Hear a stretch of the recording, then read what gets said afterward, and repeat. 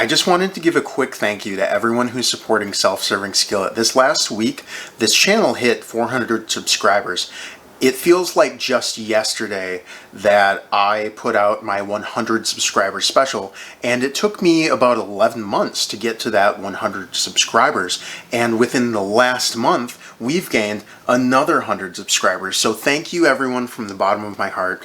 If you're not subscribed, which many of you are not, about 85–90% of my traffic comes from unsubscribed sources. Please consider subscribing. If you get any value out of any of my stuff at all, click the like button on that video. It helps get my videos in front of the right people. So with extreme gratitude, I give you your regularly scheduled programming.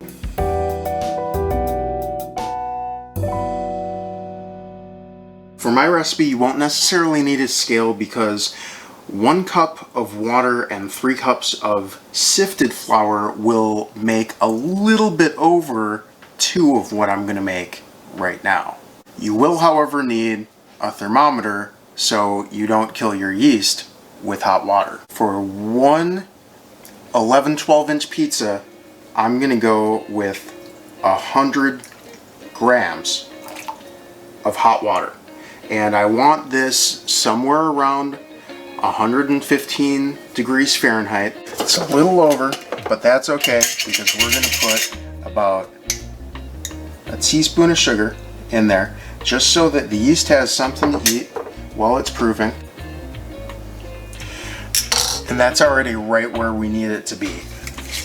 So I'm going to come in with the same measuring device, maybe a hair more yeast than that. The packets of yeast, I think, tend to be a half a tablespoon, so that's what I'm trying to replicate here. And I'm just going to set that aside to bloom, work on my flour. For this, unbleached bread flour, I think, is the best option. It's going to give us a really solid gluten structure, make that dough nice and stretchy. And the goal here, the crust that I like, is a 67% hydration dough. And that means that the flour content is 100%. And then if you take 67% of that, that's the amount of water that I want. So since we had 100 grams of water over here, 150 grams of flour in the food processor. And you can do this by hand, and I still do after the food processor puts it together for me. There you go, and 52 is close enough. To that, I just want a 1/4 teaspoon of salt and a tablespoon of olive oil. You don't put olive oil in, you're not going to be able to get it to stretch as well. We can lose the scale. As soon as our yeast proofs, we can get started. Yeast is proofed and bubbly, so throw that in. Make sure that you get all that water because it's a pre-measured out amount that we need. And I'm just going to throw this on the bread setting.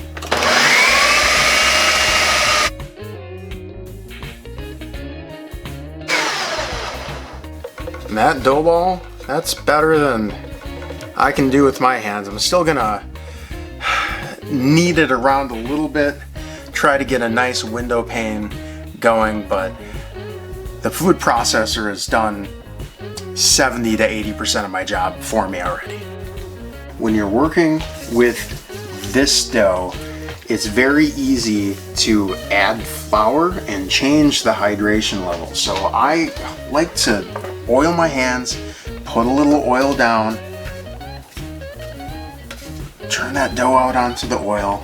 Oh, we've got some olive oil and flour that we didn't quite make it in there. All right, and we can sort of knead it into each other.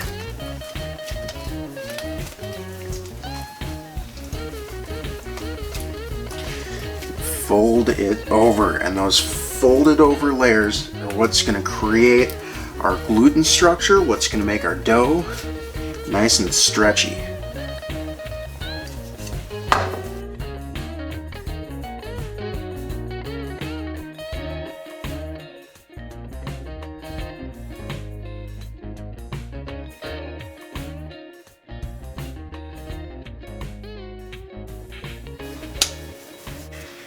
And this doesn't need to be perfect because, as I said in my tomato sauce video, here we go. I can see some daylight through that. You want it to stretch as far as you can without it ripping like that. So let's knead it a little bit longer. As I said in my tomato sauce video, this is going to be sitting in the fridge for preferably 6 days. I like 6 days. You should try to do it at least one. If you make the pizza now, it'll just taste like white bread. It'll taste like a fresh dough, and it'll be good. If you let it go 1 day, there's going to be a noticeable difference. 2 days, maybe a little bit more. You don't really start to notice too much until maybe 4 days, and then it starts smelling like wine, and that is those are all the esters that the yeast is releasing, and it's just full of flavor. But I've gone up to 9 with no ill results. And the reason it doesn't matter too much is that right now I'm forming gluten by kneading. That's why we need is to form a gluten structure. But another way to form a gluten structure is just to leave it. So time and hydration will do the same thing. We're gonna do a combination. I really want to see this stretch a certain amount before I stick it in the fridge. I don't think that you can see that, but I can see the window behind me, and that's good. That's a window pane. All right. Gonna lightly grease the inside of a bowl, and I'm gonna set this out to proof. During the summer, when the air conditioner is on, usually I take it outside and put it in a sunspot. In that case, I will saran wrap the top and put a towel over the top to keep it out of the sun. If it's inside any other time, I'll pick the warmest spot in the house, on top of a radiator, on top of the oven, and just do maybe a wet towel. To get that into a ball, we're just gonna tuck these undersides under until we get a nice top ball on top, and drop it in. Make sure it's covered in oil. Saran wrap, towel, sunspot, and then what I do now is also pull out the dough I made last week to start coming up to temperature. Alright, so then this sits out at room temperature for as long as it takes this, then I can get going right away. This will become next week's pizza, and we'll make this in just a little bit. While I'm waiting for that, I can do a little bit of prep work. I have a block of whole milk mozzarella. That's really what I like to use. I like my mozzarella to be over the entire pizza. Cutting up the mozzarella ball is fine. I find that it tends to warm a little unevenly and it doesn't cover the whole pizza. So whole milk mozzarella, I'm going to cut that into about a 2-ounce chunk, maybe 60 grams, and that's going to cover my pizza. I'll probably stick that in the freezer about 15 minutes before I want to grate it up. I have here some thinly sliced onions and some not so thinly sliced mushrooms. That's really kind of my favorite. And then I get the Italian sausage, the mild Italian sausage, and keep it as such. And then if I want it spicy, all I have to do is take whatever I'm going to eat and add a little bit of chili flake to that and sort of massage it in. And the last thing I'm gonna do is preheat my oven to as high as it goes. Mine goes to 525. The higher the better. And I'm also going to preheat a cast iron skillet, the biggest one that you have. And I'm going for about medium heat. You don't need a pizza stone for this. You don't need a pizza peel for this. The method that I'm going to show you is much more user-friendly for the home cook. When I was experimenting, I spent a long time trying just to get the pizza off the peel onto the stone, and it's so much effort and it doesn't need to be. This method I also like because then your crust isn't dependent on the flour or cornmeal on the bottom. It can just be as is. Putting a little freeze on this kind of soft cheese really makes it a lot easier to grate. And I'm not even going to take my hand off of it. I'm just going to push it right into this cheese grater.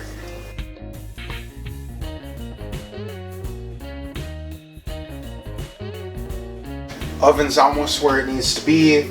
My pan is nice and medium. I'm going to go under, and you want to keep that side out because this is the side with all the oil. This is the side that should go down in your pan. So I'm just going to start by working this around a little bit, letting it fall, and once it gets big enough, and you'll see that there are areas of your dough that want to separate a little bit more than others, so I'm gonna spend more of my time away from those sections. Coming to one right now, I'm just gonna support it a little bit more. All right, there we go. So now we're getting a little bigger. We can kind of get our hands inside, go knuckle over knuckle until we get the size that we want. Oven's preheated. We can kind of play with it, get the shape that we need. You don't just need to go one direction with it.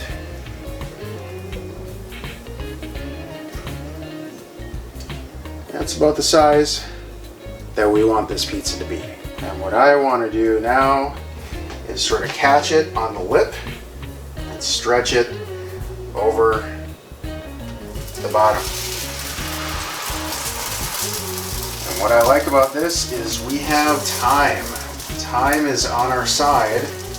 With this, we can get this round if we want. I'm gonna go in with my sauce. And I like more sauce. You don't have to use this much sauce. I think that there's enough creaminess and savoriness and deliciousness going on in the rest of the pizza that needs a little bit of acid from the tomato. And my cheese. I like to see my toppings. I don't want my toppings under the cheese. A couple of these mushrooms, just break up the onion, a little smattering of onion, spicy sausage. Now this is going to be in the oven for maybe 10 minutes. So when you're forming your sausage balls, you know, keep in mind how long they're actually going to take. You know, it is high heat. This is 525, but it's nowhere near as high as the professional pizza ovens can go. So I'm going to make little sausage balls, and maybe just a handful more. This comes off the burner and into the hottest oven that you can. And it's probably going to take about 8 to 10 minutes. You have really high heat. You have those professional pizza ovens that can get up to 900 degrees Fahrenheit. 2 minutes, but at 525, we're going to take some time. And the indication is going to be how done the cheese looks. While we wait for that, Our dough ball has finished proofing. I like to put it in this 7-cup container, which is somewhere around 1.7 liters. As we can see, it's doubled in size. It smells really nice. We're gonna put a little bit of olive oil in here, and that's what's gonna give us that nice bottom that we can put right face down in that cast iron skillet. And this requires no extra kneading. All I'm gonna do is get the air out of it and form it again into a dough ball. Get it into that container. Put it in the fridge as next week's pizza. I do like to label these. Pizza dough 720. And that way I know how long it's been, how much flavor I'm building in there. And that can either go in your freezer right away, in which case you can take it out and thaw it a couple days before you want your pizza, or just put it in your fridge and start the countdown. When your cheese is nice and done and colorful, your pizza's done.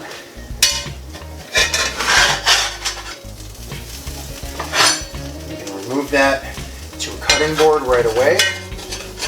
Let that cool a little bit before cutting into it. It's been about 5-6 minutes. Let's cut into this bad boy. Now the crust did get a little bit more done than I'd like. Just hazards of learning, still learning, how to work with an electric stovetop. Just to show you the proof of concept, this is the dough that I just made on the show now, a week later, and I turned that on about medium-low, learning as I go with the electric stove. Look at all those bubbles in there, and I don't know if you can tell down here, even in the sort of flat part of this crust, it's just so many bubbles.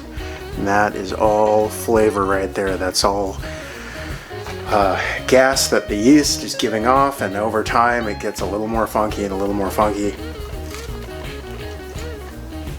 Mmm.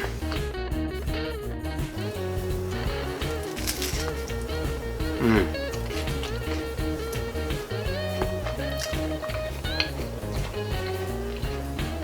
Mmm.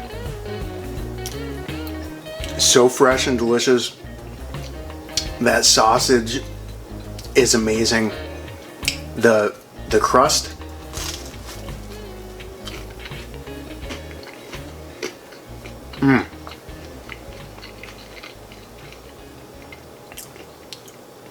it's just so elevated because it's been sitting in the refrigerator, slow fermenting, building that flavor. This is amazing, and I can say with confidence that I make the best pizza that I've ever had. Let's see if you can make the best pizza that you've ever had.